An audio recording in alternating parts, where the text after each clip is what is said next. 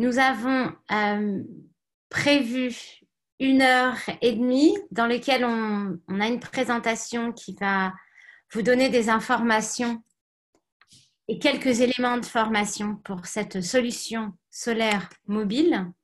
Nous avons avec nous Ecosun Innovation, qui est notre partenaire sur le lancement de ce produit.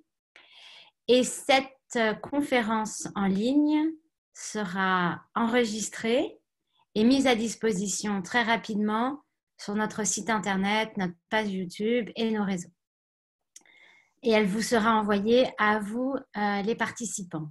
Donc, c'est un scoop pour vous qui êtes là aujourd'hui pour vous présenter ce produit que l'on a co-développé en se basant sur une expertise et une expérience Ecosun Innovation qui s'est appuyée sur nous également pour notre connaissance et notre expérience sur le marché algérien notamment. Alors, je vais co-animer cette conférence avec Sabrina Noiri. On va vous défiler les informations et il y aura des séances de questions-réponses. Vous avez un petit bouton en bas qui vous permet d'adresser vos questions et Sabrina va nous les centraliser à la pause pour pouvoir les adresser. Et nos 3 experts répondront à ces questions pendant la pause. Donc, n'hésitez surtout pas. Et si on ne peut pas répondre à tout, on décalera un peu le temps où on est à votre disposition, comme toujours, hors séance pour répondre en direct et en bilate au point que nous n'aurions pas suffisamment éclairci pendant cette séance. Donc, sans plus attendre, je lance officiellement l'ouverture de ce webinaire. Bienvenue à tous et aux derniers qui viennent de nous rejoindre. Nous sommes une trentaine en ligne et je suis Myriam Fournier-Cassimi, fondatrice et dirigeante de Sungy. Sungy est implantée dans 2 pays et elle réunit des passionnés de la transition énergétique et notamment de l'énergie solaire. C'est un vrai plaisir pour moi aujourd'hui de participer avec mon équipe à vous transmettre cette passion et je vous souhaite à tous un bon webinaire. Sans attendre, je passe donc la main à Madame Madi. Bonjour à tous, ravie de vous retrouver pour nos webinaires. Donc là, on en est à notre 3e. Ravie de voir que ont déjà participé avec nous sur les premiers webinaires. Donc aujourd'hui, on va traiter le thème du générateur solaire, qui est une solution mobile prête à brancher, surtout pour les semi-solaires. Donc avant de commencer, je vais vous donner un petit récapitulatif de l'activité de Sungy. Donc en fait, on est un bureau d'études, développement de projets de centrales solaires en France et en Algérie.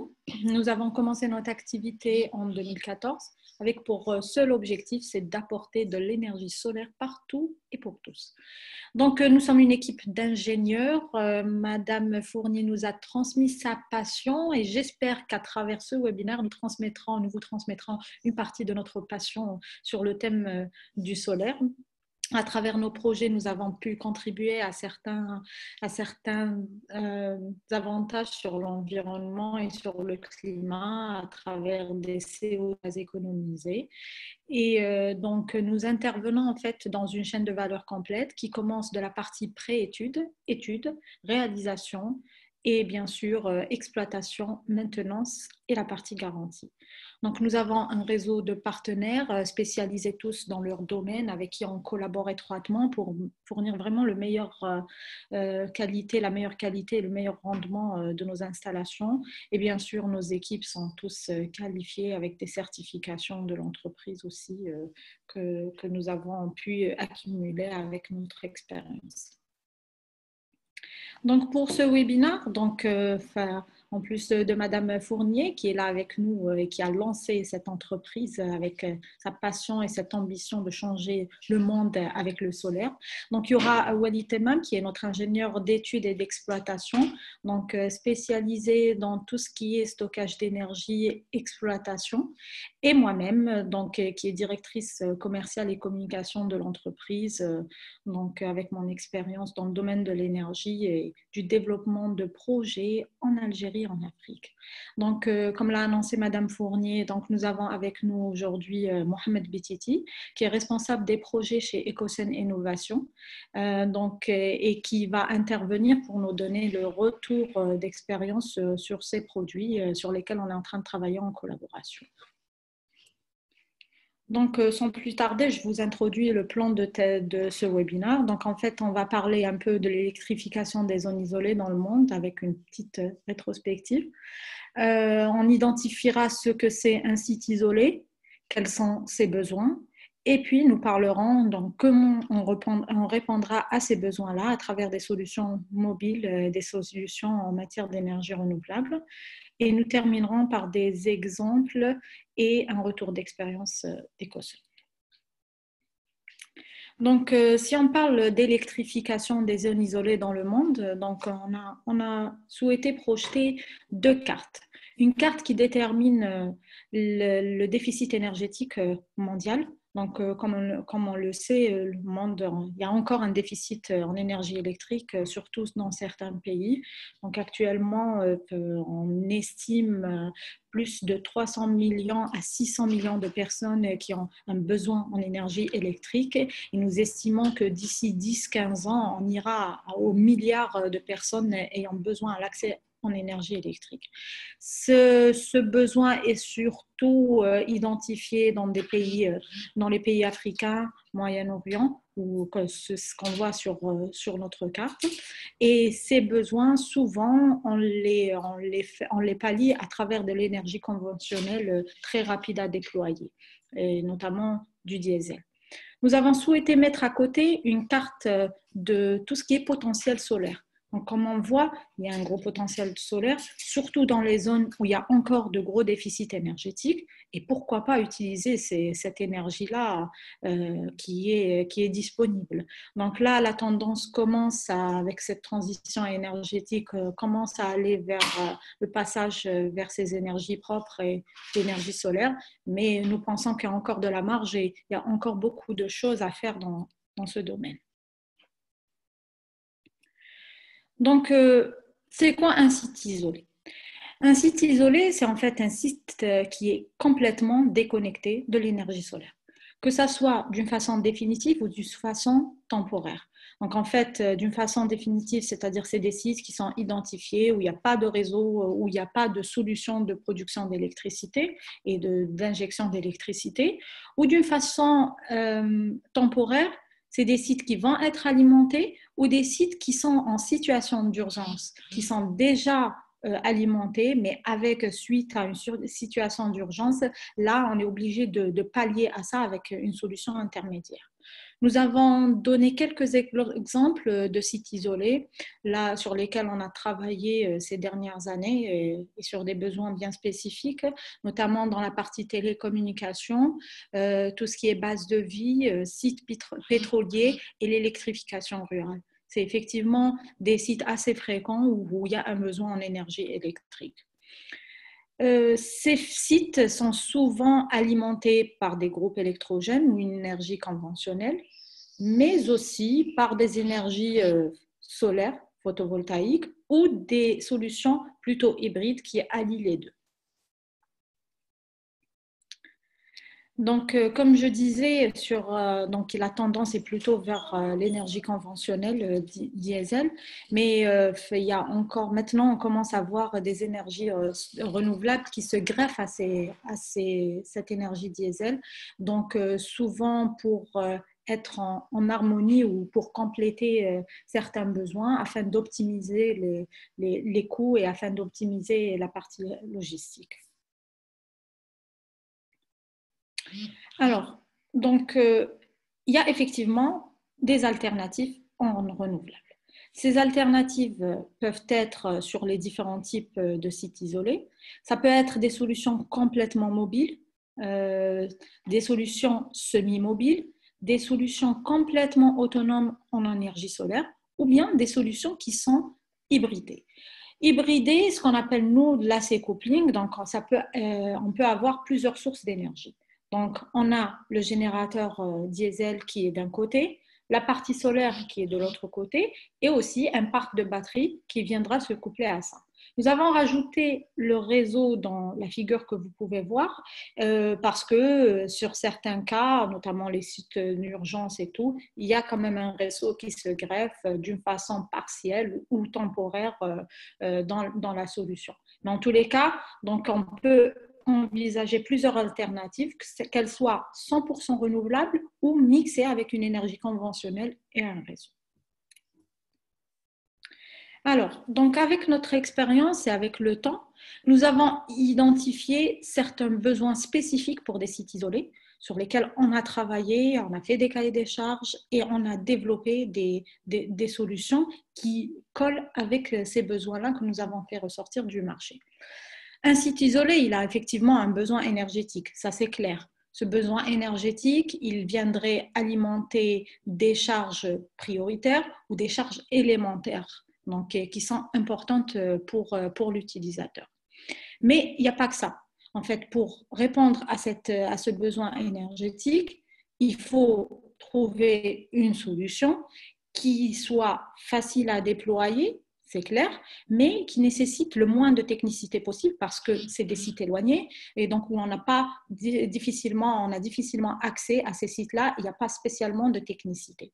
Donc sur ces sites éloignés, donc on a besoin que la maintenance soit simplifiée, qu'il n'y ait pas beaucoup de génie civil à mettre en place ou des actions de génie civil assez contraignantes et que ça soit bien sûr facile à déployer. Ça, c'est important. Facile à transporter aussi, c'est un élément très important parce que souvent les sites isolés, c'est des sites qui sont en montagne, qui sont dans des zones très très éloignées et donc on a besoin d'avoir une certaine logistique qui est assez simplifiée, qui permet de déployer la solution d'une façon efficace. Bien sûr, après, il y a les aspects sur les sites qui viennent là en urgence. Donc, on a besoin d'une solution d'urgence aussi pour répondre à cette urgence-là. Donc, des solutions prêtes à l'emploi qu'on peut prendre et poser pour une utilisation rapide. Donc, comme je le disais tout à l'heure, donc, la réponse à ce besoin énergétique dépendra aussi du secteur d'application. Nous avons souvent vu des besoins en matière sur la partie télécom où nous avons des milliers d'antennes télécom qui sont dans des zones isolées où il n'y a pas spécialement d'accès à l'électricité. Donc, on pallie à ça avec des solutions mobiles. Sur les installations minières et pétrolières, notamment momentanées, donc souvent on utilise des solutions aussi mobiles prêtes à être déployées. Sur les armées, donc notamment les zones frontalières pour la sécurisation, pour certaines urgences aussi, la solution mobile et semi-mobile est souvent sollicitée. Pour l'électrification rurale, là c'est un grand besoin. En fait, l'électrification rurale, chaque pays a un programme d'électrification rurale. C'est souvent dans les pays africains, c'est des programmes immenses parce qu'il y a un besoin énorme dans ce domaine.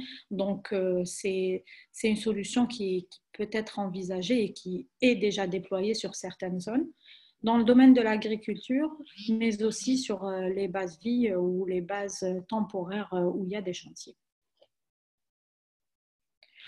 Donc, on a bien étudié le besoin, on a compris ce que les utilisateurs ont besoin d'avoir, on a compris des besoins spécifiques par rapport au secteur d'activité et on a bien réfléchi, concaténé ça, mis en place un cahier des charges sur lequel on a travaillé. On a beaucoup cherché et vu ce qui se fait comme différentes solutions. On a développé, on a travaillé sur des aspects bien précis sur ça. Et avec notre expérience et les essais que nous avons faits, donc on s'est posé maintenant avec Ecosun parce qu'on a vu que la solution était fonctionnelle, qu'elle a été testée et approuvée par des organismes et surtout par des organismes militaires qui sont souvent très exigeants en matière de qualité, de robustesse selon les besoins qu'on utilise. Et on a justement continué à travailler sur EcoSun pour pouvoir adapter ces besoins-là à notre marché, à nos clients sur lesquels nous avons déjà travaillé. Donc l'idée, c'est une solution complètement mobile sous forme de conteneur qui est, quand on le voit, quand elle est fermée, paraît très banale comme un conteneur basique maritime et sur lesquels il y a des panneaux solaires qui sont implémentés en latéral et qui peuvent être ouverts pour une utilisation une fois qu'ils seront sur site. Donc l'avantage de cette solution, c'est déjà de pallier à l'énergie conventionnelle, donc qui a un coût logistique assez important et un coût d'exploitation assez important en matière de gasoil, qui bien sûr, il y a l'aspect aussi environnemental, non polluant, et l'aspect bien sûr confort sonore, parce que c'est une solution complètement silencieuse. Il y a aussi les aspects dont je vous ai parlé tout à l'heure, c'est les aspects logistiques, facile à transporter, facile à déployer aussi, mais aussi un point très important, facile à brancher. C'est du plug and play. Donc, c'est des solutions pré-câblées, pratiquement montées. Il reste juste à brancher la solution sur site pour donner de l'alimentation électrique. Donc, voici un aperçu du produit lui-même. Donc, c'est une gamme qu'on appelle MobileWatt. Donc, comme vous le voyez sur l'image de gauche, c'est un conteneur basique qui paraît très basique de l'extérieur, maritime, standard. Donc, sur les côtés, il y a les panneaux solaires. Donc, ces panneaux solaires donc, sont fermés sur le conteneur. Donc, quand on en a besoin, on les déploie. C'est assez facile à déployer et à mettre en place.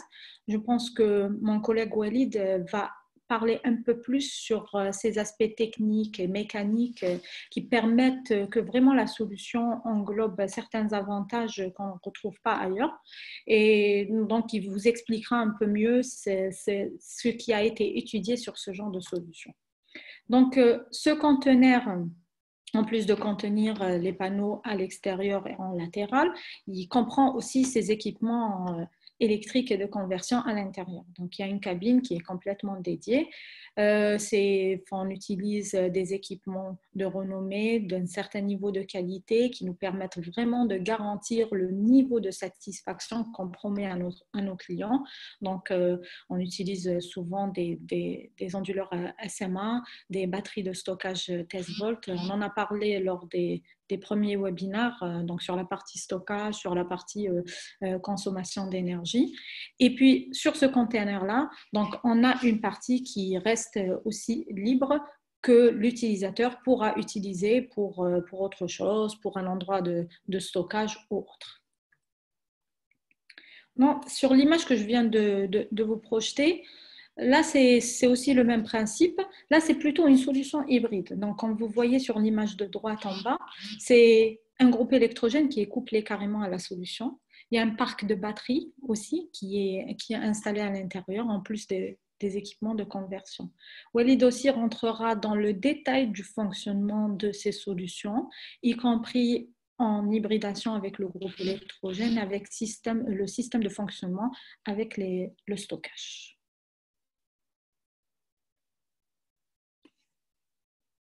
Je pense qu'on ne t'entend pas, Sabrina, il faut activer ton micro là.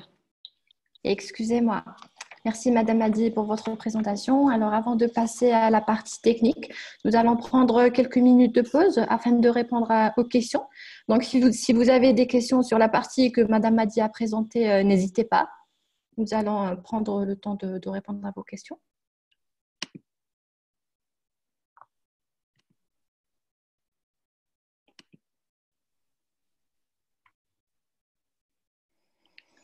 Peut-être que Walid, tu peux compléter ce que j'ai dit sur cette partie aménagement ou pour introduire la suite technique, si tu veux.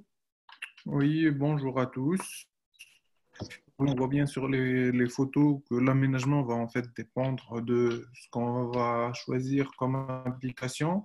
On va pouvoir utiliser différents types de batteries, pouvoir hybrider la solution en mettant en place des projets. la disposition, l'organisation de tout, de comment va être installé ces équipements est quelque chose que l'on va voir un peu plus loin, qui est étudié de telle façon à que ce soit fiable, facilement déployable. Voilà. Myriam, tu veux rajouter quelque chose par rapport à ça pour compléter? Oui, je crois qu'il commence à y avoir quelques Super. questions. Oui, alors nous commençons par la question de Monsieur René Frédéric. Alors la question est, quelle est la puissance de l'installation? Merci, merci. Donc, en fait, par rapport à la puissance de l'installation, c'est une gamme assez variée qui commence des petites puissances, enfin, on est à 9 kW, jusqu'à des puissances un peu plus grandes, jusqu'à 52 kW par unité. Je pense Walid rentrera un peu plus dans le détail sur les puissances. Il faut noter que ces puissances-là peuvent être mises en parallèle, c'est-à-dire que sur un site, s'il y a des besoins plus important, là, à ce moment-là, on pourra prendre 2 ou 3 conteneurs qui peuvent être mis en place sur site pour alimenter la charge demandée. D'accord, une autre question de toujours Monsieur René Frédéric. Alors, le prix de l'installation et les mètres carrés disponibles en dehors de l'équipement. Alors, le prix de l'installation, c'est vraiment quelque chose qu'on étudie selon le besoin lui-même. Donc, en prenant en considération la capacité de stockage qu'on va mettre en place à l'intérieur, les équipements qu'on mettra en place à l'intérieur. Et ça collera aux besoins qu'on aura étudiés et selon l'application mise en place. Vraiment, c'est du cas par cas. C'est pas des choses, même si l'équipement le design et l'équipement lui-même est assez standard, mais il y a des choses qu'on prend en considération pour pouvoir dimensionner selon et coller selon le besoin du client. Et concernant les dimensions, donc en fait, ça dépendra aussi des dimensions de la capacité, de la puissance qui est désirée par le client. Donc, enfin, le conteneur fermé est un conteneur standard, donc maritime 20 pieds. Une fois ouvert, ça dépendra de la capacité. Donc, on a des fiches techniques détaillées sur le site web qui récapitulent les dimensions par type de conteneur. Merci Madame Hadi. Une autre question.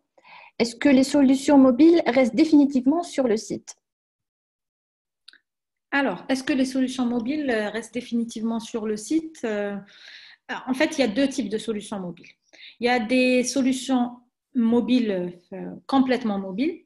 Il y a des solutions qu'on appelle, nous, semi-mobiles. Donc, en fait, où il y a des panneaux solaires qui sont plus ou moins stables et mis en place sur le site qui ne sont pas spécialement déplaçables d'une façon rapide.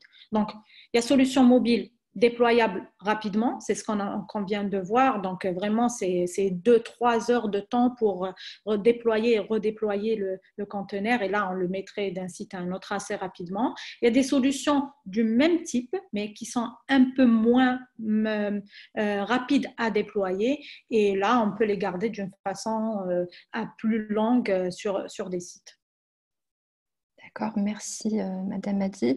Alors nous avons une question qui est technique. Je ne sais pas ce qu'on va répondre à cette question maintenant.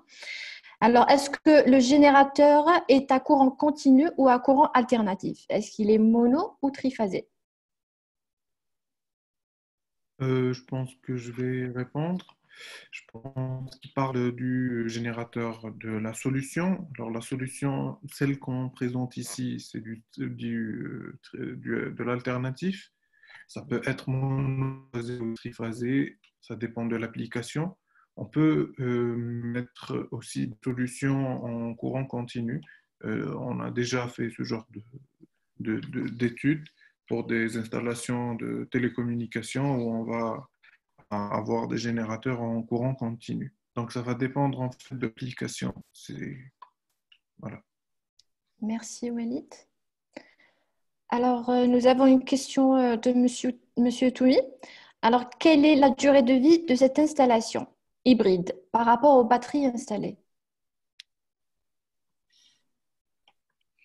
Alors, par rapport aux batteries installées, encore une fois, ça va dépendre du choix de nos batteries. On peut choisir des batteries, par exemple, où c'est garanti 10 ans.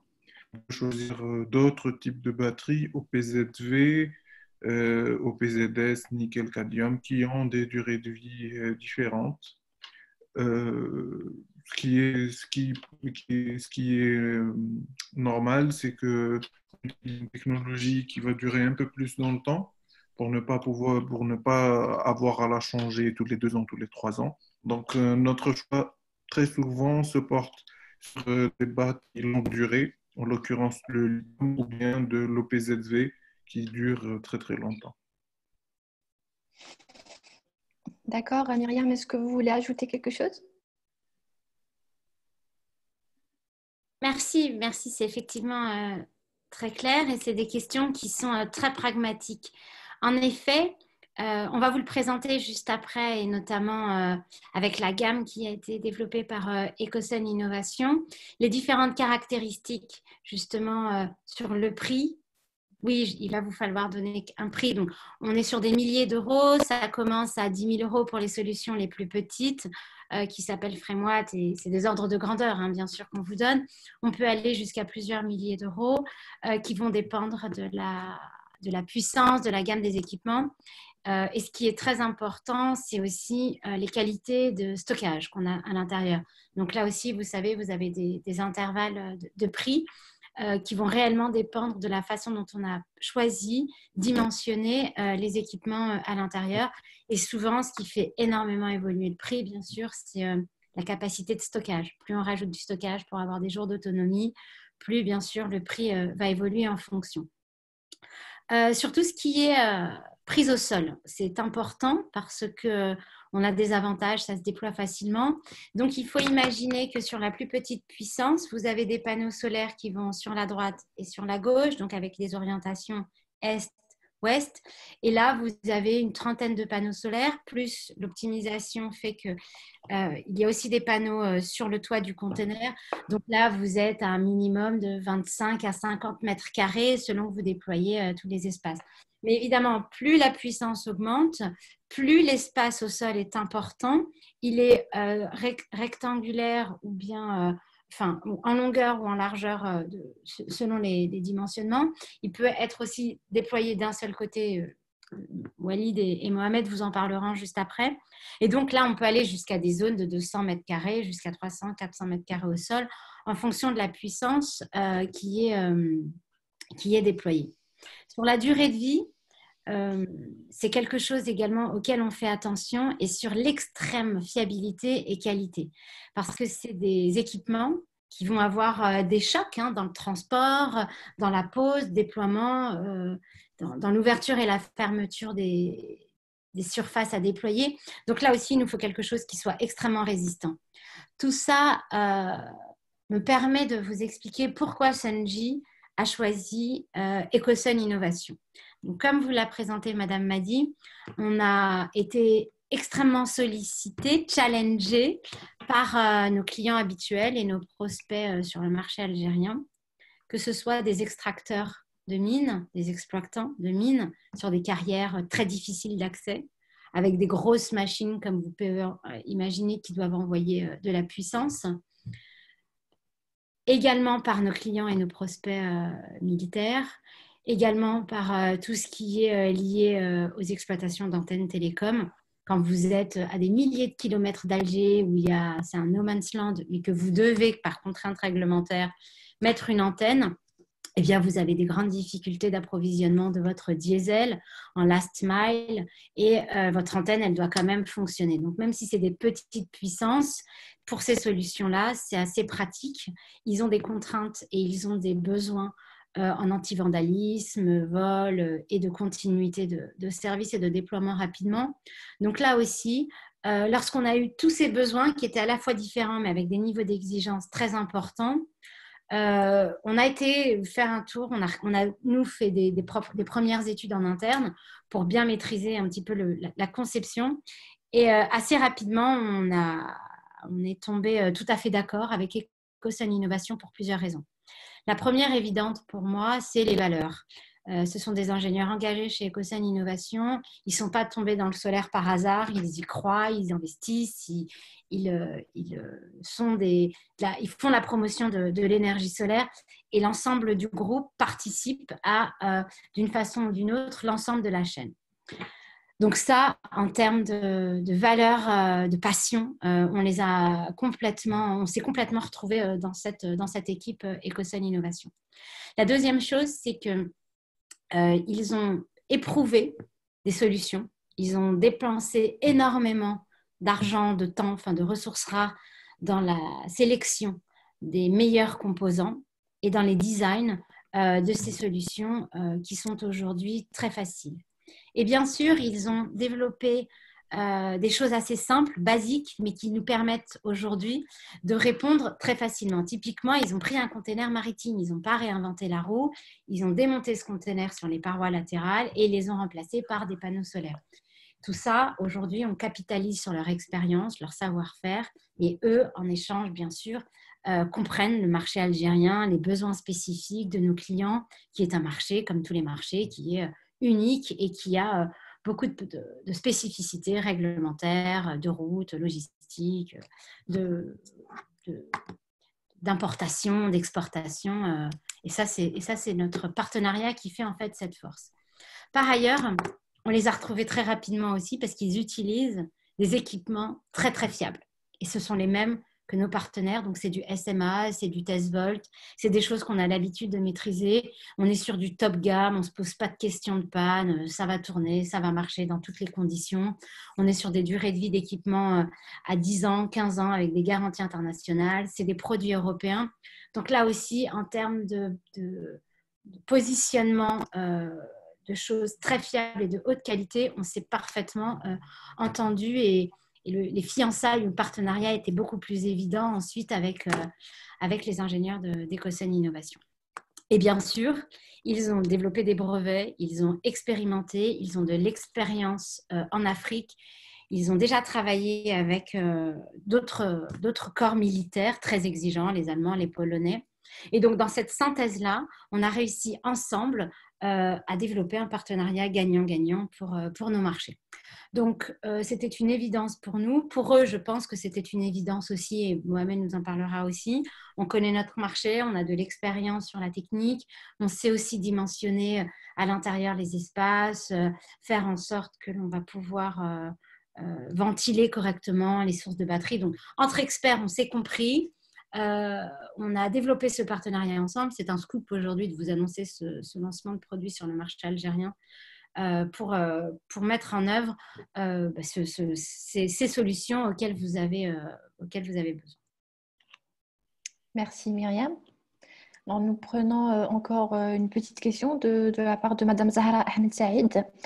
Alors, peut-on faire l'hybridation avec un automate programmable ou l'on injecte un programme qui va hybrider les deux sources d'énergie? En fait, on a automate, ça existe déjà sur les onduleurs. On va pouvoir hybrider 2 ou 3 énergies si on a besoin. On peut mettre plusieurs sources d'énergie et gérer les priorités à notre guise, en fait. Tout ça dépend en fait d'un paramétrage, de l'application et de ce qu'on veut faire en fait de notre installation. Merci Walid. On prend encore une question de la part de Monsieur Toumi. Alors, on a une solution hybride sur un site télécom, un groupe électrogène plus batterie. Merci de nous donner quelques consignes pour faire la maintenance. Alors, la maintenance sur ce type d'installation, ça va dépendre en fait de la technologie de la batterie et de comment on l'utilise. Généralement, nous, on utilise des batteries OPZV ou des batteries lithium qui nécessitent très peu de maintenance. Donc, il faut vraiment connaître la technologie qu'on utilise et voir comment elle se comporte avec le temps. Merci Walid. Alors, on va terminer avec une dernière question. Les gammes de puissance, est-ce qu'elles existent pour les solutions mobiles? Oui, bien sûr, il y a des gammes de puissance sur les solutions mobiles. Walid va exposer ces gammes de puissance un peu plus dans le détail avec les différentes configurations afin de faciliter un peu la compréhension de ces puissances-là. On a même travaillé sur des analogies qui vous permettent d'avoir une idée des charges qui pourront alimenter avec cette gamme-là. Mais Walid, il va rentrer un peu plus dans le détail sur cette partie-là et exposera la gamme de puissance. Très bien, merci Madame Mahdi. Walid, on reprend notre présentation. On passe maintenant à l'aspect technique de la solution. À vous. Alors, Excusez-moi, juste Walid, c'est les risques du direct, comme on dit. Monsieur Toumi Youssef, on avait deux questions qui n'étaient pas dans le Q&A, dans les conversations. J'espère qu'on a bien répondu à vos questions sur la partie hybridation et sur les rapports par rapport aux batteries installées. Si ce n'est pas tout à fait le cas, n'hésitez pas à nous le dire. On reviendra juste après, quand Walid aura présenté la partie technique. On refait une pause dans quelques diapos. alors, bonjour à tous. Alors, les solutions mobiles solaires, voilà, les solutions mobiles solaires sont en fait quatre métiers qui travaillent ensemble pour donner une solution fiable. Le premier métier, c'est la mécanique de précision, évidemment parce qu'on est limité dans l'espace. On utilise des conteneurs, on a des charges en termes de poids à répartir dans ce conteneur. On a surtout des panneaux à déployer à l'extérieur. Le déploiement de ces panneaux va être pas est, ouest ou bien plein sud, comme évoqué par Myriam un peu plus haut. Et on a aussi un besoin de symétrie, c'est-à-dire que le conteneur ne soit pas surchargé sur un côté par rapport à l'autre. Il faut savoir que ce conteneur-là va être déplacé. Donc, on va devoir faire en sorte que ce conteneur soit facilement déplaçable, qu'on puisse le soulever avec une grue ou un autre moyen de manutention. Cette mécanique de précision va aussi nous faciliter la tâche pour le deuxième métier, l'ingénierie en génie civil. Effectivement, les solutions mobiles solaires ne nécessitent pas de gros travaux en génie civil, pas de terrassement, pas de bétonnage pour une dalle ou l'entreposer. Ce n'est pas le but. Le but, c'est que la solution soit déployée rapidement et facilement. L'autre partie, le troisième métier, c'est l'ingénierie en photovoltaïque qui va parler plus du dimensionnement solaire, du dimensionnement des différents onduleurs, des batteries, aussi du générateur. On va ici avoir des solutions soit off-grid, totalement isolées dans des sites, soit en backup. Donc, tout cela va être pris en compte lors du dimensionnement. Donc, le quatrième métier, c'est la logistique, où les trois métiers, en fait, ont œuvré pour que cette partie-là soit la plus simple parce qu'elle peut être très délicate. On va déployer nos solutions dans des endroits reculés, dans des endroits peut-être même dangereux. Donc, il faut que cette solution soit facile à déployer, transportable par des moyens standards, ne nécessite pas des convois exceptionnels et même déplacé par un hélicoptère ou autre moyen de manutention. On passe au slide suivant. Alors, ici, on va parler un peu plus de la configuration et du principe de fonctionnement de nos solutions. On a deux solutions, un système avec stockage, ou on peut appeler aussi off-grid, et une solution hybride, avec un groupe électrogène. Alors, le champ photovoltaïque, dès qu'il y a un rayonnement solaire, va pouvoir produire l'électricité.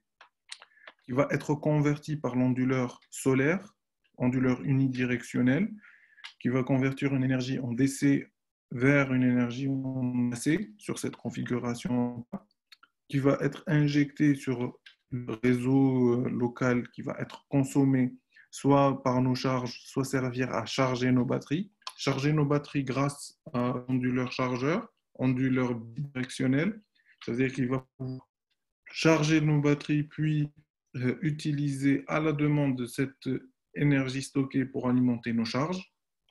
On a aussi sur nos solutions des possibilités de gestion à distance. On va pouvoir visualiser, visionner tout ce qui se passe en instantané sur ces installations. Ça peut être très intéressant lorsque la solution est déployée à des distances importantes. Les batteries de stockage, là, ça va dépendre encore une fois des applications. On peut mettre différents types de batteries avec nos systèmes, mais ça dépend généralement de l'application, de la durée de vie, comme évoqué sur la partie questions-réponses. Le deuxième système, c'est en réalité le même système avec une autre source d'énergie, c'est-à-dire le générateur. On va pouvoir utiliser le générateur comme backup de cette solution, ou bien en alternance avec cette solution.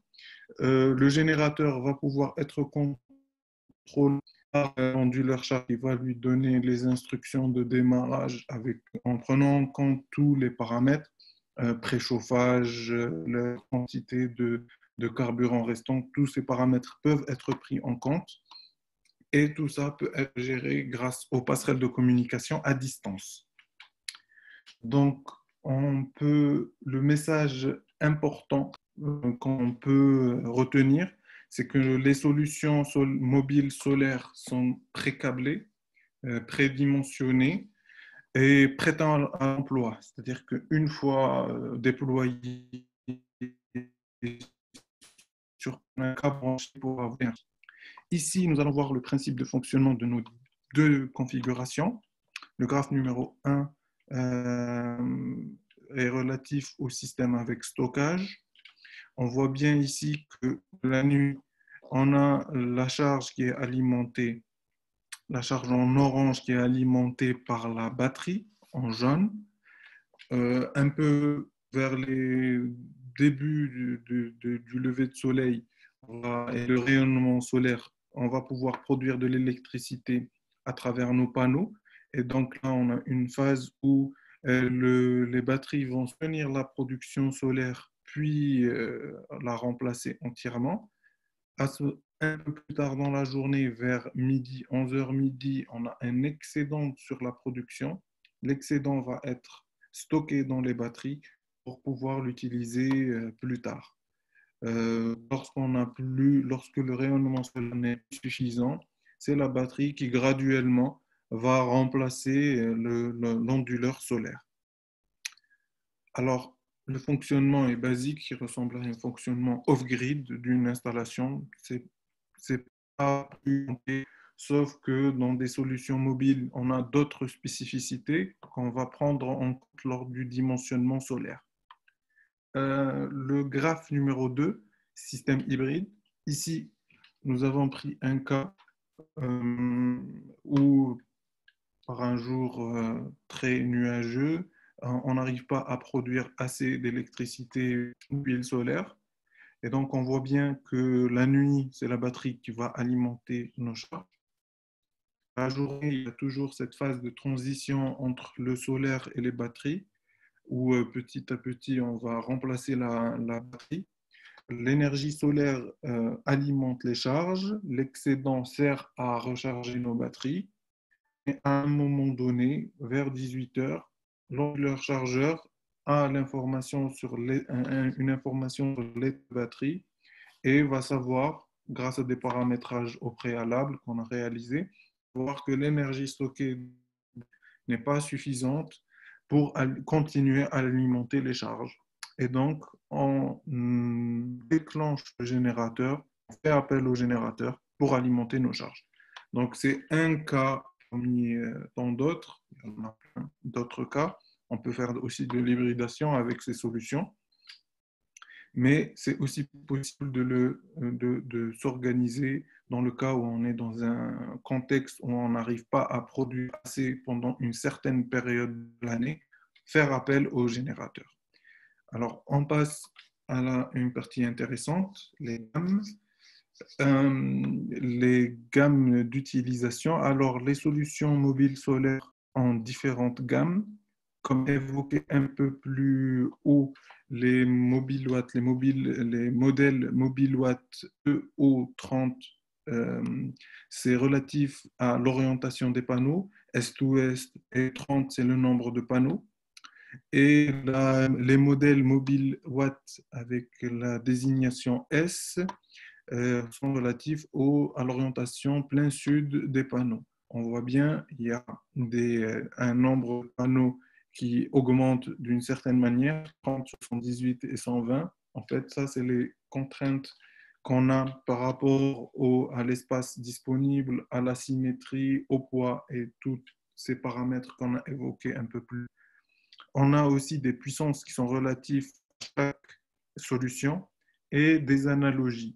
Par exemple, un mobilewatt EO30, donc de 30 modules et 9 kW crête de puissance, va pouvoir alimenter un climatiseur à 12 000 BTU pendant 10 heures, plus 9 ordinateurs pendant 10 heures et une vingtaine d'ampoules de 20 watts pendant. Ce sont des analogies, c'est juste des explications que l'on a faites pour montrer comment on va pouvoir utiliser ces solutions. Alors, comme indiqué sur un peu plus haut, les modèles dépendent en fait des orientations des panneaux, est-ouest ou plein sud, et ça va aussi rentrer sur le déploiement des solutions. Donc voilà, les solutions que l'on propose sont, comme je l'ai dit, pré-câblées, prédimensionnées selon les applications et selon les besoins de nos clients et surtout prêtes à l'emploi. Le but, c'est de pouvoir déployer ces solutions rapidement et utiliser, brancher et consommer de l'électricité. Voilà, je laisse la parole à Sabrina. Merci Walid, merci. Alors, avant de donner la parole à Monsieur Mohamed Bediti, nous faisons une petite pause de questions-réponses, donc n'hésitez pas à poser vos questions. Nous avons une question de Monsieur René Frédéric. Quel retour avez-vous quant à l'exposition au vent vis-à-vis des panneaux quand ils sont déployés?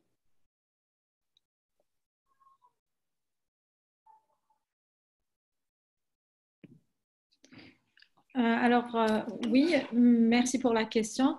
Donc, il y a mon fils qui est venu faire le webinaire avec nous. Désolée. Donc, pour la question, donc, effectivement, c'est des choses qui sont complètement étudiées justement à la conception du conteneur. Et donc, c'est des choses qui sont prises en charge sur le dimensionnement et dans la partie justement mécanique qu'exposait tout à l'heure Walid.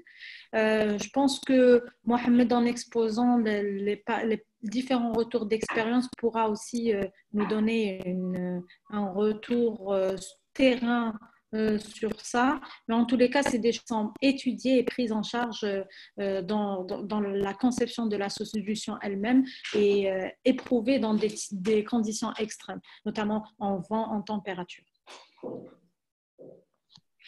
Merci Madame Madi. Myriam, est-ce que vous voulez ajouter quelque chose? Oui, déjà, c'est les joies du direct. Donc, on fait un petit clin d'œil à la famille de Madame Madi. On est tous confinés, on est tous prêts à malgré tout relever les défis et c'est les joies du direct. Donc, sur le vent, absolument. C'est ce qu'on précisait tout à l'heure sur la mécanique de précision, le génie civil, l'alchimie qu'il y a autour de tous ces métiers. C'est une des contraintes que l'on a exposé et on a eu des réponses très intéressantes de la part de nos partenaires. Mais ce vent, en fait, il peut être un peu plus contraignant. Il peut avoir du sable, il peut y avoir du sable tout fin, il peut avoir ces fameuses tempêtes de sable, puisqu'on a des personnes qui sont à Gardaïa et que nous, on a eu déjà des projets à Gardaïa. Vous voyez très bien de quoi je parle. Cette fois-ci, ce n'est pas juste le vent, c'est également le fait qu'il est accompagné d'un certain nombre d'autres produits polluants comme le sable, le vent et parfois même des cactus ou des choses qui peuvent vraiment obstruer. Et là, on a été encore une fois rassurés par l'expérience parce que, et nous, on va développer si besoin à l'usage des choses spécifiques à ces zones-là, parce qu'en plus, ça nuit à la production puisque le sable va venir s'accumuler sur les panneaux solaires. On le voit à Gardaïa, quand on a une tempête de sable, les chutes de température la nuit fait qu'en fait ce sable très très fin vient se coller aux panneaux.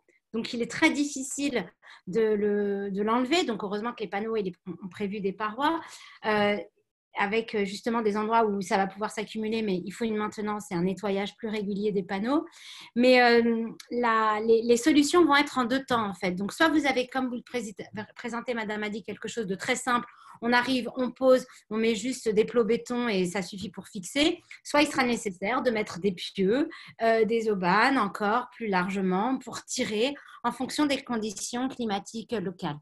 On ne recommandera pas forcément à nos clients de déployer et de rentrer, fermer les panneaux jour et nuit, mais il y a des endroits où ce sera peut-être nécessaire pour avoir un maximum de garantie. C'est pour ça qu'on voulait des choses très facilement déployables à la main et à la force d'un homme. J'ai moi-même expérimenté le pliage et le dépliage, ça se fait à deux personnes et ça se fait très rapidement. Mais effectivement, ça fait partie des questions et des points très importants dans les cahiers des charges qu'on rédige et qu'on vous accompagne, enfin sur lesquels on accompagne nos clients aussi. Ça, c'est aussi notre domaine d'expertise. Quand on met des centrales en toiture, on a eu le cas à Rélisène il y a peu longtemps. On a une grande ombrière qui devait se mettre sur le toit d'une copropriété, laissant l'accès à la copropriété, bien sûr, à cette toiture, et ne nuisant pas trop à l'esthétique, mais à réaliser aux endroits où on est exposé, on avait aussi bien sûr des problématiques de vent. Donc on refait des études génie civil, de prise au vent dans ces cas-là avant d'aller installer ces choses-là. Là, la prise au vent est assez limitée malgré tout parce qu'on est au sol. Donc au sol, on doit bien se fixer. On est quand même moins sur des hauteurs ou sur lesquelles on a déjà des problèmes de stabilité. Mais voilà, ça fait partie des choses que l'on calcule pour ces déploiements-là. Merci Myriam. Alors, une autre question.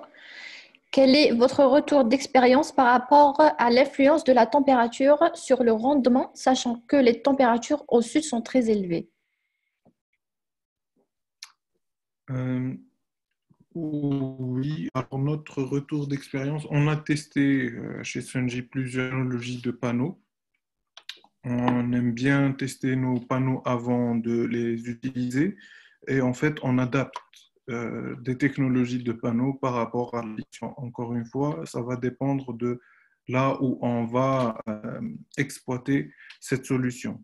Alors, pour les températures au sud qui sont très, très élevées, on a des panneaux qui sont très performants lorsqu'il s'agit lorsqu'il y a une température très élevée, plus performant que la moyenne. On a aussi des onduleurs qui vont être capables de gérer ce genre de choses, ce genre de température très élevée, avec des systèmes de-lighting. En fait, on va jouer sur la température pour relancer rapidement pour ne pas trop perdre de puissance. Tout ça est pris en compte évidemment lors du dimensionnement solaire. On prend réellement le point GPS et on étudie on va dire les conditions climatiques de la localisation de la future installation. Merci Walid. Myriam, Zohol, avez-vous quelque chose à ajouter?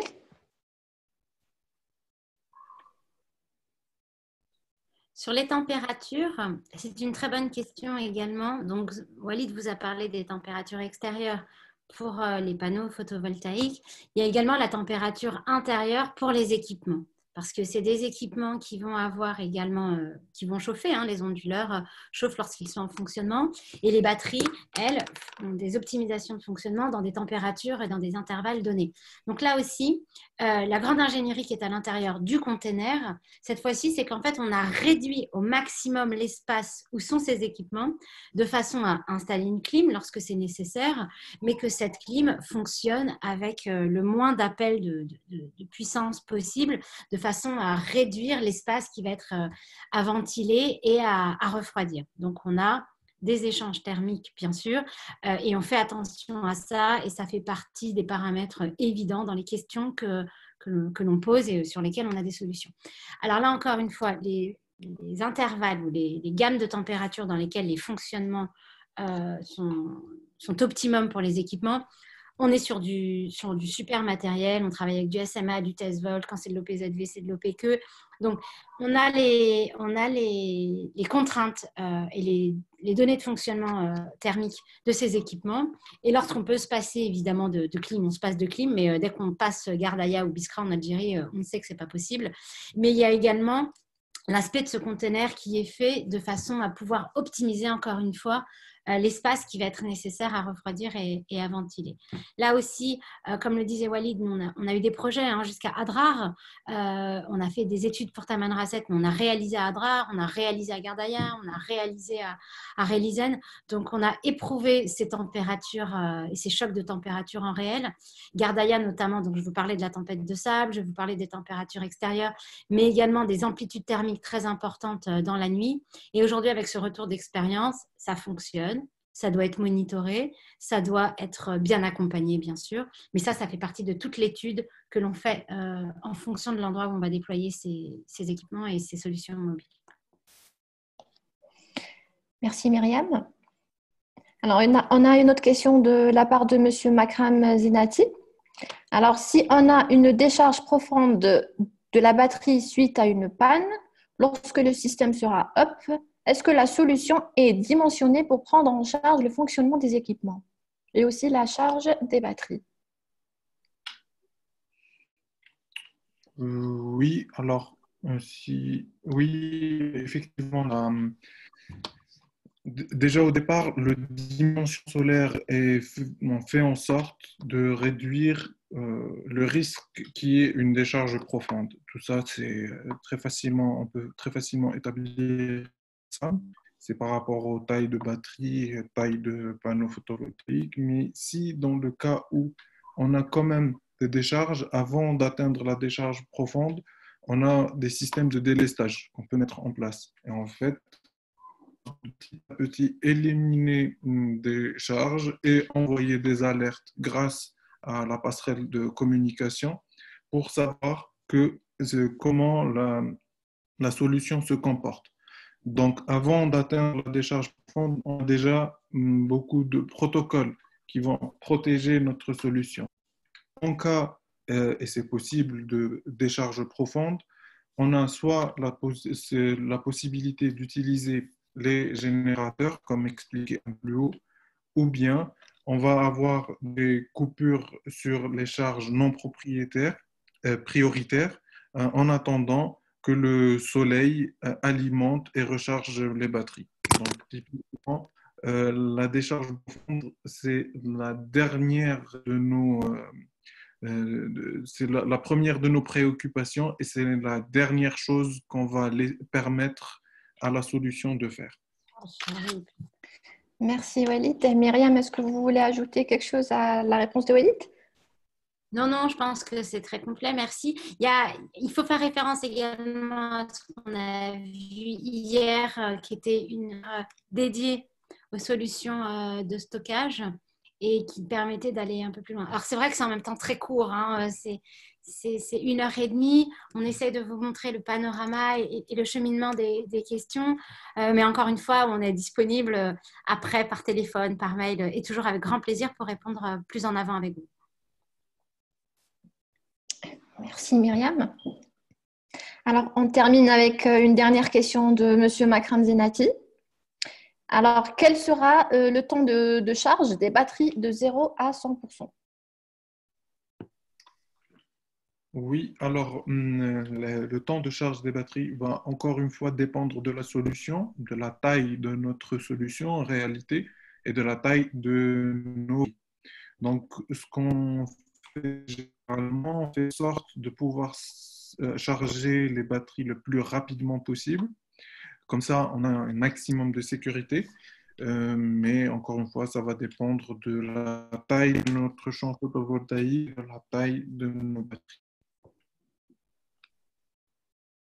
Merci, Walid. Là aussi, je renvoie, merci Walid, je renvoie aux questions qu'on avait hier. Les choix que l'on fait aujourd'hui, par exemple sur du lithium, Tesvolt, ça c'est une des caractéristiques que l'on regarde. C'est parce qu'il va y avoir un temps de charge très rapide, mais bien sûr, ça dépend de l'énergie que vous lui avez envoyée en entrée. Et donc, ces batteries lithium avec lesquelles on travaille, et Ecosan Innovation aussi, donc la marque Tesvolt, qui est notre partenaire premium. On est partenaire technique de Tesvolt en Algérie et dans nos autres marchés. C'est qu'elles se chargent, très rapidement. Deux, elles peuvent aussi être chargées par une source AC, donc le réseau, un groupe électrogène, et elles ont une profondeur de décharge jusqu'à 0. Donc là, si elles ont des cycles de charge très régulièrement, même en termes de profondeur de décharge, elles vont avoir ce qu'on appelle une autodécharge avec des bons rendements et des bonnes caractéristiques d'autodécharge. Donc ça faisait bien sûr partie des choix que l'on avait et des exclusions qu'on a faites, même pour des premium dans d'autres choix lithium. Il y a des solutions qu'on n'a pas retenues parce que justement, quand on les teste dans nos ateliers, on voyait que le temps de charge était trop long, que lorsqu'il attendait 80-85%, il fallait réintroduire une intervention humaine pour la rebooster. Donc, tout ça fait qu'on voulait des choses simples, qui marchent, mais surtout extrêmement fiables et qui répondent à toutes ces problématiques techniques que vous avez quand vous êtes complètement en site isolé et que nos projets, nos clients ont et nous ont soumis et nous ont challengés. C'est comme ça qu'on continue dans ces innovations à aller chercher les meilleurs équipementiers, les meilleurs partenaires au monde.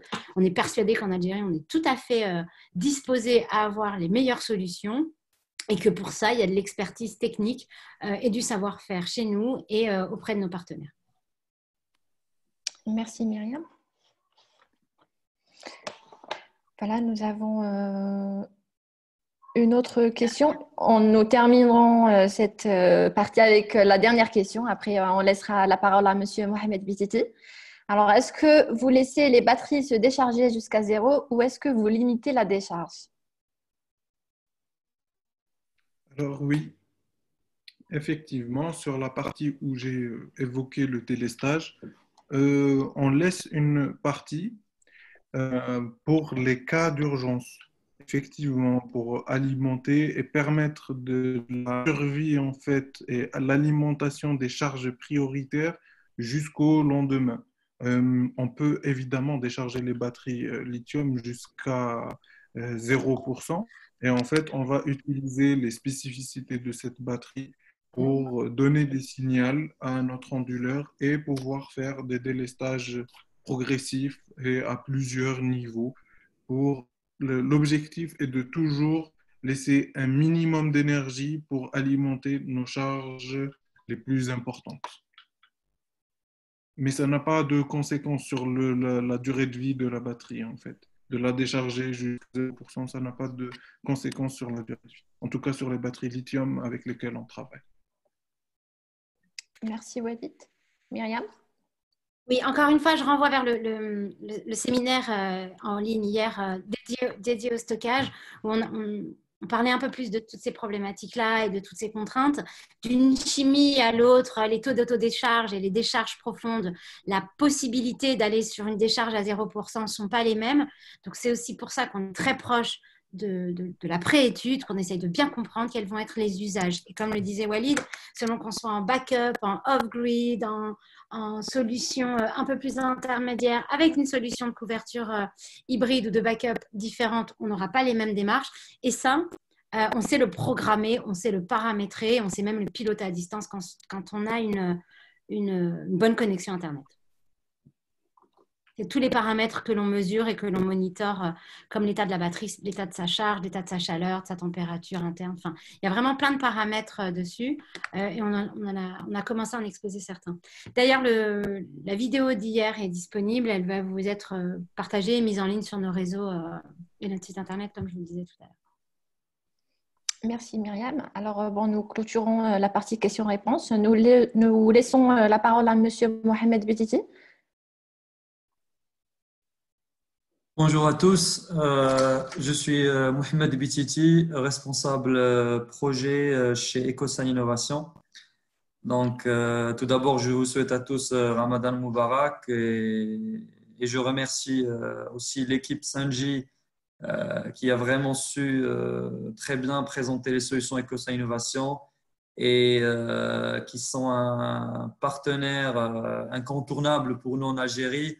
Actuellement, on développe nos solutions MobileWatt, FrameWatt avec Senji et on n'a pas de doute sur leurs compétences techniques et managériales. Donc, brièvement, pour commencer, Ecosan Innovation, c'est la filiale du groupe Ecosan Expert. Donc, Ecosan Expert, c'est un groupe de 17 entreprises. À la base, Ecosan Expert, elle est spécialisée dans tout ce qui est centrale solaire au sol et sur toiture. Donc, on développe des projets de quelques mégawatts au sol et aussi sur des toitures industrielles. On a eu la chance d'avoir la première zone industrielle à énergie positive en France, qui est à Hambourg, à côté de Mulhouse. Donc, ça, c'est Ecosan Expert Énergie. Ensuite, il y a eu l'idée de créer une filiale dédiée au solaire off-grid, aux installations solaires non raccordées au réseau et qui est la filiale Ecosan Innovation. Donc, avec Ecosan Innovation, l'histoire a commencé en 2016 avec les premiers centrales solaires mobiles pour l'armée allemande et pour l'OTAN. C'était des exigences, comme l'a dit Myriam, très particulières en termes de robustesse, en termes de fiabilité de système. Donc là, on a développé la gamme MobileWatt, ce qu'on appelle les centrales solaires complètement mobiles.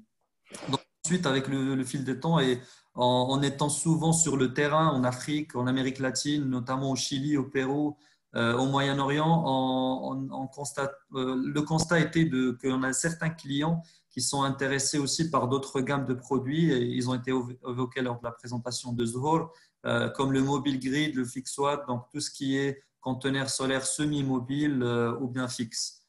Donc voilà. Ça, c'est la partie entreprise et gamme de produits. Après, en termes, je vais parler un peu des références de Ecosan Innovation. Donc, comme je l'ai dit, première référence avec les armées, l'armée allemande, l'OTAN, sur des MobileWatt d'une puissance de 27 kW crête. Ensuite, Ecosan Innovation s'est tourné plus vers tout ce qui est électrification rurale, majoritairement l'Afrique de l'Est et quelques pays qui sont encore en phase de développement de l'électricité. Je cite par exemple des régions non isolées au Sénégal, au Mali, au Cameroun, au Côte d'Ivoire, etc. Donc, c'est là où on a développé des produits de centrales solaires hybrides, plug and play. On a là l'exemple d'un MobileWatt avec 100 batteries intégrées qui est pour alimenter un village d'une centaine de cases. Donc, l'idée de ce conteneur solaire, c'est de produire l'énergie, de permettre aux villageois d'accéder à une batterie pour avoir l'électrification de base. Et ensuite, deuxième chose très importante pour ce conteneur, ça crée aussi un espace de rencontre d'un point de vue social pour ces villages. C'est leur permettre de se rencontrer autour de ce conteneur, tout d'abord pour avoir de l'énergie, ensuite pour discuter. Donc voilà, il y avait plusieurs objectifs par rapport à ce projet. Un objectif technique, bien sûr, pour l'électrification rurale, un objectif social et aussi de permettre d'accéder à l'énergie à une population qui est très pauvre. Donc ça, c'était l'exemple en Zambie. Après, on a d'autres références aussi de centrales solaires mobiles. Là, on voit l'exemple d'un MobileWatt au Chili pour l'agriculture. Donc, les segments, ils ont été présentés, je les rappelle, on a l'armée, on a l'électrification rurale, on a l'agriculture pour le pompage solaire. On a également l'écotourisme. On a aussi développé un projet au Sénégal pour l'électrification d'un écolodge avec une centrale solaire de 30 kW crête avec batterie et groupe électrogène réseau. Dans la même gamme mobile, on a ce qu'on appelle le trailer watt, qui est la remorque solaire. Alors là, on est sur des petites puissances, pas comme le mobile watt. Le mobile watt, on peut aller jusqu'à 50 kW crête. Pour le mobile grid, on peut aller jusqu'à 120 kW crête dans un conteneur 40 pieds. Pour le trailer watt, on est limité en puissance. On est au maximum à une puissance de 10 kW crête avec batterie intégrée dans la remorque solaire. Donc là, typiquement aussi pour l'irrigation, si par exemple le trailer watt, si vous avez plusieurs champs dans différents endroits et que vous souhaiteriez pomper dans des endroits différents en déplaçant la centrale solaire, donc ça c'est tout à fait possible et réalisable avec la solution trailer watt. Voilà, donc là on voit aussi la référence de l'OTAN, le conteneur mobile watt. Donc ça, c'était vraiment un produit que l'OTAN a beaucoup apprécié. Ils l'ont d'ailleurs déplacé une trentaine de fois. Donc pour des opérations, ils l'ont hybridé avec un groupe électrogène et avec des batteries pour avoir de l'énergie dans des sites isolés.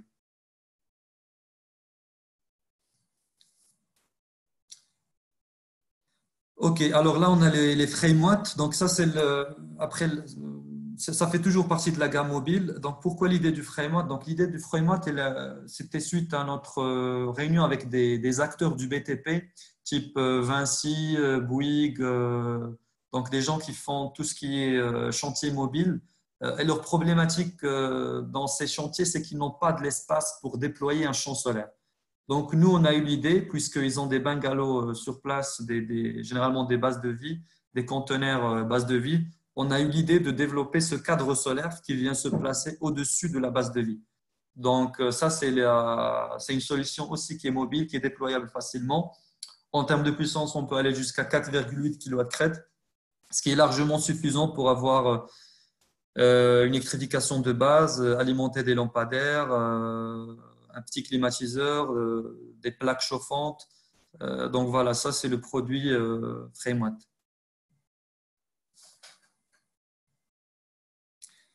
Alors là, on revoit encore des photos du trailer watt qu'on peut avoir en deux versions. On peut l'avoir une version civile et une version militaire.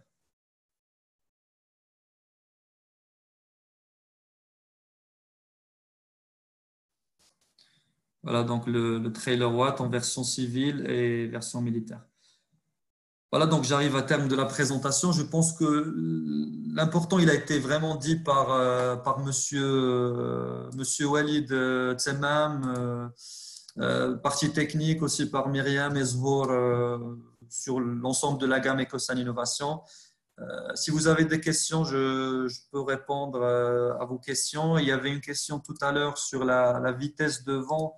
Donc, normalement, le système il est conçu que si on a des vitesses de vent élevées, il faut le replier.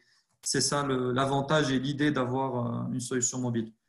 Après, comme a expliqué Myriam, on peut étudier au cas par cas et en fonction du projet, on peut designer la solution de telle manière que ça résiste au vent nécessaire. Oui, merci Mohamed pour ces précisions. Peut-être. Avec plaisir, Myriam, avec plaisir. Très bonne introduction. Avant les questions des participants relevées par Sabrina, peut-être que vous pouvez donner un ordre de grandeur également pour les autres solutions qui ont été présentées. Donc, par exemple, le trailer, donc cette remorque militaire, combien elle prend d'espace au sol, bon, des gammes de prix, je sais que c'est toujours délicat quand on ne sait pas les types de batteries. Peut-être un ordre de grandeur aussi. Et de la même façon, sur tout ce qui était prise au sol et les températures. Vous avez fait plusieurs pays et vous équipez. Oui. Alors, la remorque solaire, on peut l'avoir en trois versions. On a une version 12, 18, 24 panneaux. Donc, l'emprise au sol, pour la 12 panneaux, on va être sur 25 mètres carrés. Pour la 18, on est sur une quarantaine de mètres carrés. Et pour la plus grande, la 24 panneaux, on va être à 50 mètres carrés. Pour le conteneur mobile watt, on peut aller jusqu'à 300 mètres carrés d'emprise au sol pour la grande version.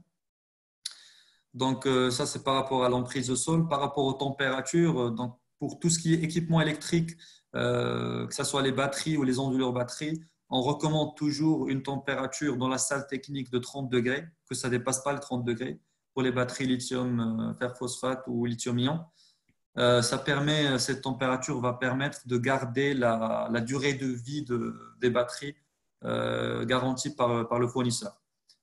Après, pour les panneaux solaires, bien sûr, on sait très bien que le panneau solaire, il va perdre 0,5% par degré Celsius de sa productibilité. Ça, c'est tout à fait normal. Donc, plus on est dans des températures élevées, plus on va perdre en termes de pourcentage de production.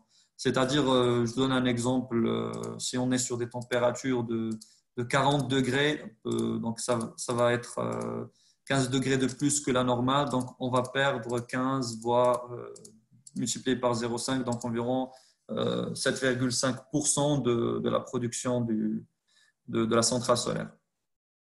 Ça, c'est des phénomènes qui sont liés à la température et aux cellules photovoltaïques. Parfait. C'était quoi l'autre question, Myriam? Non, c'était ça sur la prise au sol, la prise au vent, ça donne des ordres de grandeur. Bon, sur le prix, Oui. je sais que c'est toujours délicat. Pour les prix, pour les remorques, on va être oui, ça dépend, mais on va être en général entre 20 000 et 35 000 euros en fonction de la taille. Et si c'est du on-grid ou off-grid, parce qu'on peut aussi fournir des remorques sans batterie pour l'irrigation. Donc, c'est des remorques avec panneau et un onduleur variateur de vitesse qui va permettre de faire de l'irrigation sans batterie, c'est-à-dire d'irriguer seulement pendant la journée. Ok, super, très bien. Et donc là, on a vraiment vu un panorama assez, assez complet, mais évidemment, j'imagine qu'il y a plein d'autres informations. Je voulais peut-être préciser qu'à l'intérieur du container, donc cette fois-ci, on reparle de la solution MobileWatt, quand les équipements sont bien optimisés et que le parc batterie nous laisse de la place, alors il y a encore de l'espace pour pouvoir mettre un PC, une petite outil de commande, pourquoi pas rentrer, stocker, on imagine un frigo, des bouteilles d'eau, parce que nos clients nous ont souvent demandé également d'avoir accès à un espèce de petit économa, parce que dans le désert, on n'y pense pas souvent, mais oui. des difficultés d'approvisionnement en eau, en nourriture et dans les autres besoins primaires. Donc, en fait, dans ce container 20 pieds, il y a de l'espace qu'on dimensionne, bien sûr, encore une fois, en fonction de ce que nous laisse l'espace de stockage, mais qui va vous permettre de personnaliser, de customiser une autre salle de commande, ou voire même 2 salles de commande pour pouvoir aménager finalement ce container également. Donc, typiquement, pour les applications télécom, un petit PC avec même peut-être une petite banquette qui servirait de petite tablette parce qu'ils ont besoin de faire quelques tests quand ils viennent sur l'antenne. Ils sont protégés à l'abri du vent. Il y a une porte qui s'ouvre et qui se ferme et dans laquelle ils peuvent tout à fait travailler. Il y a bien sûr des autres petites prises qui peuvent être disponibles à l'intérieur. Il y a de l'éclairage, on peut mettre de la ventilation. Enfin, voilà. Il y a aussi un espace de customisation qui est ouvert et qui est possible, et là sur lesquels les 2 équipes travaillent en parfaite coordination. Exactement, et j'ajoute à ça aussi qu'actuellement on est en train de développer avec l'un de nos partenaires en Afrique pour lui permettre d'avoir un conteneur, même il va intégrer à l'intérieur une station de traitement d'eau. Donc, c'est tout à fait possible. En fonction de l'application, on peut aussi s'adapter pour libérer de l'espace dans la limite autorisée pour accueillir les équipements de nos clients aussi. Si je peux compléter, en fait, effectivement, donc comme je le disais au début de la présentation, même si comme ça on présente, c'est des solutions assez standards en matière de déploiement en puissance et tout, ça, on apporte toujours cette touche qui réadapte et réajuste par rapport aux besoins du client. Donc, typiquement, les télécoms, ils ont des fois certains besoins spécifiques qu'on rajouterait et qu'on adapterait à la solution. Mais c'est vraiment des solutions, c'est des produits standards sans être vraiment standards parce qu'il y a toujours la petite touche d'ingénieur qu'on rajoute pour pouvoir vraiment réadapter et réajuster aux besoins. Et l'application d'ailleurs.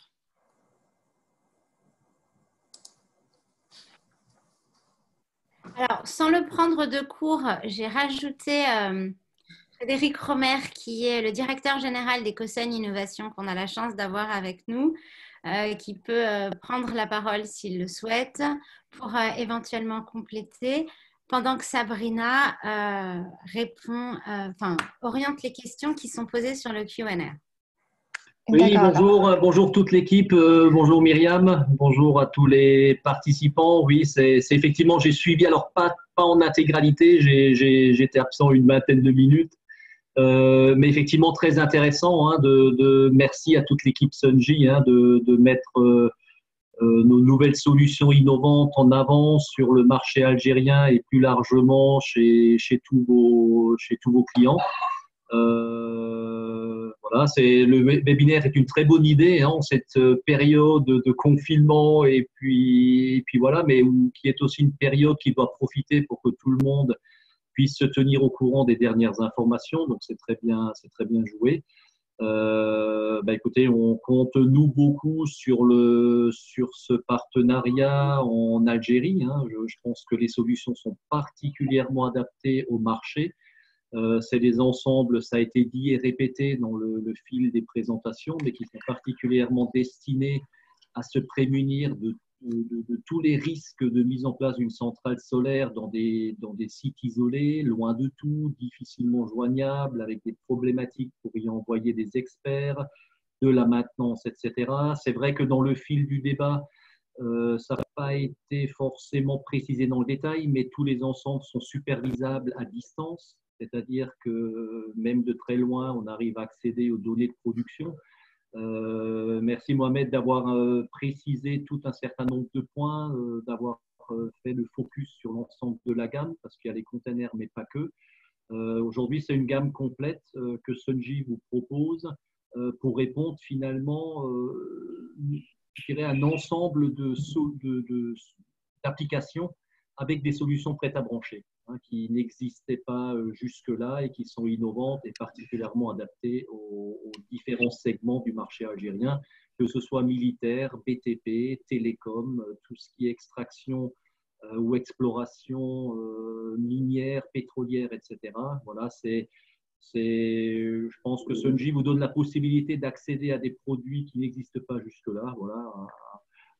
L'équipe Sunji est là pour vous répondre, avec Mohamed, pour vous aider à dimensionner des solutions, parce que ce qu'il faut dire aussi, il ne nous faut pas grand-chose pour dimensionner la bonne solution. La gamme existe. C'est juste de dimensionner la bonne solution par rapport aux besoins. Il ne faut pas grand-chose. Il faut des données de consommation, un peu d'éléments voilà, qu'est-ce que le site ou qu'est-ce que la centrale doit pouvoir alimenter. Et à partir de là, il est possible de faire un chiffrage, également une simulation technico-commerciale, retour sur investissement. L'argent, c'est important aussi. Ce n'est pas que la technique, mais l'argent. En combien de temps ça se paye par rapport à du diesel, c'est un élément extrêmement important. Donc voilà, toute l'équipe est là pour vous aider là-dessus. Et merci Myriam de m'avoir laissé la parole rapidement. Oui, je vous en prie. J'avais peur que ça vous prenne de court. Non, si pas de souci. J'étais sur l'écran, sur mes urgences, mais j'ai suivi. Très bien, merci. Parfait. Merci Frédéric. Merci à toute l'équipe. Ça me donne une transition en attendant qu'on prenne les questions.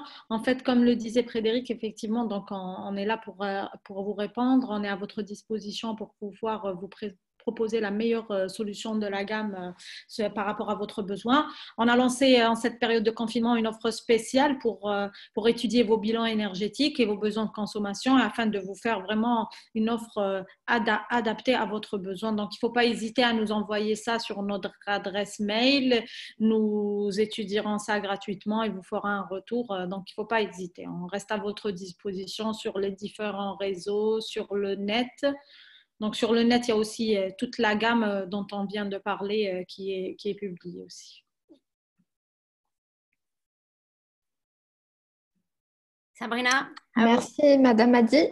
Alors, nous passons aux questions. Nous avons actuellement une question qui dit quelles sont les dimensions des modules solaires c'est au sujet du mobile watt. Quelles sont les dimensions des modules solaires et de quelle provenance ils sont?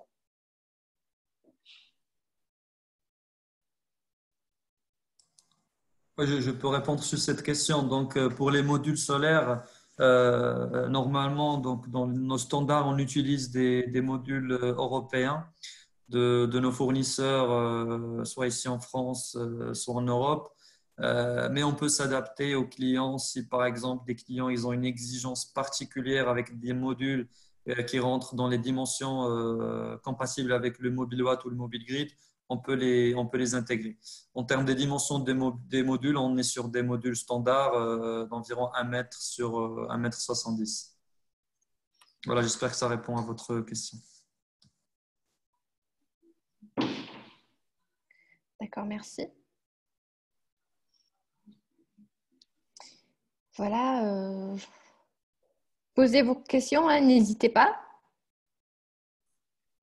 Vous en avez une, Sabrina, de Monsieur Méziane. Oui, je viens de la voir. Alors, Monsieur Méziane pose la question suivante. Pour les équipements de sécurité tels que caméras de surveillance ou autres équipements, pour les sites éloignés, est-ce que vous avez une solution ou kit solaire pour un tel équipement à courant faible? Oui, oui, on peut avoir une solution. Ça fait partie aussi de notre gamme, la solution Mobile Kit. C'est un panneau avec un convertisseur 12-24 volts qui peut alimenter effectivement des courants faibles. En fait, si vous pouvez envoyer à Saint-Gilles votre besoin exact, on peut vous dimensionner et vous donner la solution adéquate. Mais on peut répondre à ce besoin, oui. Merci.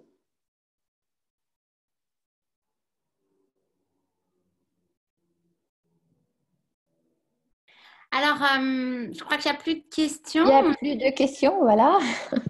On a tenu le timing, super. On est très heureux et très fiers d'avoir présenté ce 3e webinaire avec notre partenaire Ecosun Innovation. Je vous le redis, on avait notre premier séminaire sur l'autoconsommation, hier le stockage, demain une autre application avec un autre partenaire sur l'éclairage solaire avec des projets qu'on a déjà réalisés en Algérie et dans d'autres pays. On verra quelque chose qu'on avait fait pour le Maroc. Sur cette première approche des solutions mobiles, comme vous le disiez, c'est un scoop. Il arrive en Algérie, il est on the road.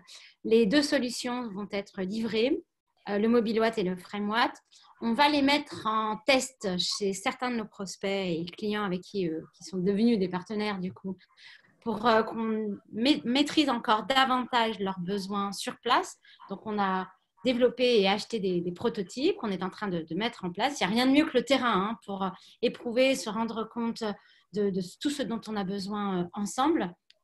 Et comme on vous le disait également, on peut recueillir aujourd'hui tous vos besoins énergétiques et on fera des pré-études et des études de dimensionnement avec grand plaisir. À mon tour, je vous remercie. Je remercie toute l'équipe Saint-Gilles pour cette présentation et je remercie également les personnes qui ont assisté à ce webinaire.